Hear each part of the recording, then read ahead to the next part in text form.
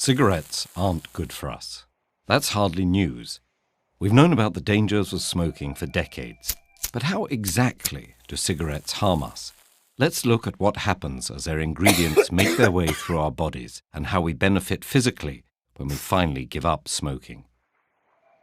With each inhalation, smoke brings its more than 5,000 chemical substances into contact with the body's tissues.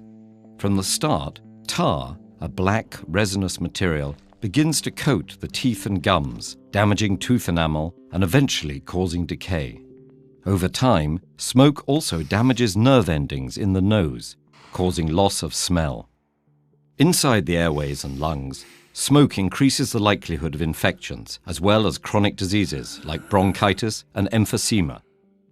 It does this by damaging the cilia, tiny, hair-like structures whose job it is to keep the airways clean. It then fills the alveoli, tiny air sacs that enable the exchange of oxygen and carbon dioxide between the lungs and blood. A toxic gas called carbon monoxide crosses that membrane into the blood, binding to hemoglobin and displacing the oxygen it would usually have transported around the body.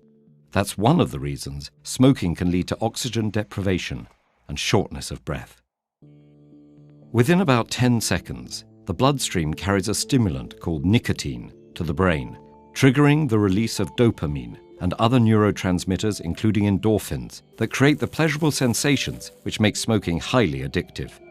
Nicotine and other chemicals from the cigarette simultaneously cause constriction of blood vessels and damage their delicate endothelial lining, restricting blood flow. These vascular effects lead to thickening of blood vessel walls and enhance blood platelet stickiness, increasing the likelihood that clots will form and trigger heart attacks and strokes. Many of the chemicals inside cigarettes can trigger dangerous mutations in the body's DNA that make cancers form.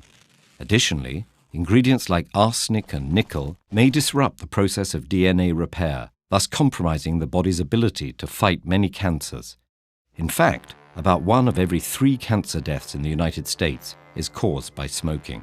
And it's not just lung cancer. Smoking can cause cancer in multiple tissues and organs, as well as damaged eyesight and weakened bones.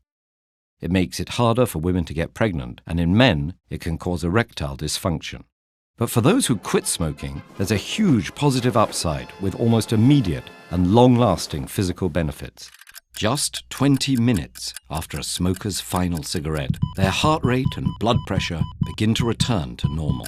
After 12 hours, carbon monoxide levels stabilize, increasing the blood's oxygen carrying capacity. A day after ceasing, heart attack risk begins to decrease as blood pressure and heart rates normalize.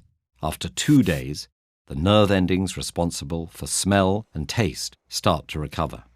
Lungs become healthier after about 1 month, with less coughing and shortness of breath.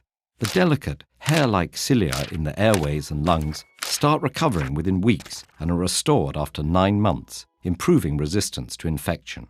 By the 1-year anniversary of quitting, heart disease risk plummets to half as blood vessel function improves.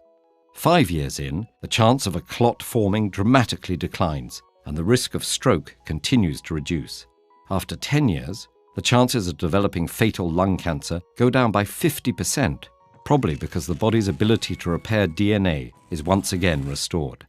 15 years in, the likelihood of developing coronary heart disease is essentially the same as that of a non-smoker.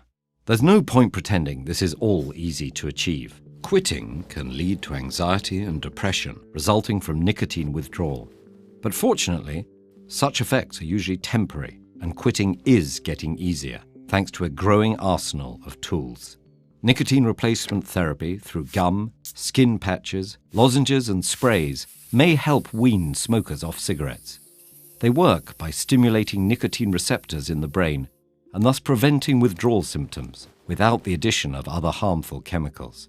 Counseling and support groups, cognitive behavioral therapy, and moderate intensity exercise also help smokers stay cigarette-free.